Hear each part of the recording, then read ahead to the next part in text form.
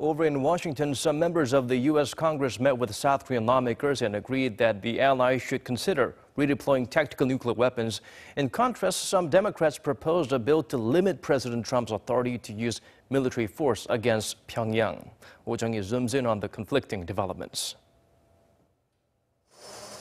The U.S. agrees that the allies should consider redeploying tactical nuclear weapons to the Korean peninsula.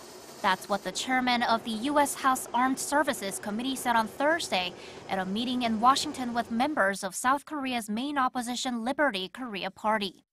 According to the party spokesperson, Representative Mac Thornberry said the redeployment of tactical nuclear weapons is possible if South Koreans want it, and he'll make sure this is discussed within the Trump administration. He added that amid growing nuclear and missile threats from North Korea, if South Korea and Japan feel any bit of doubt about the U.S. nuclear umbrella, it is natural for them to think of getting their own nuclear arms.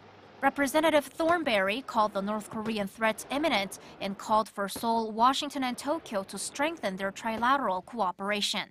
He added that only when Seoul and Washington coordinate closely and maintain a powerful military force can they press Beijing to work on Pyongyang. While some U.S. lawmakers agree on the need to beef up military capabilities against Pyongyang, dozens of others have proposed limiting President Trump's authority to launch a preemptive strike on North Korea without congressional approval. On Thursday, a bill called No Unconstitutional Strike Against North Korea was submitted by fellow Democrats John Conyers in the House and Ed Markey in the Senate.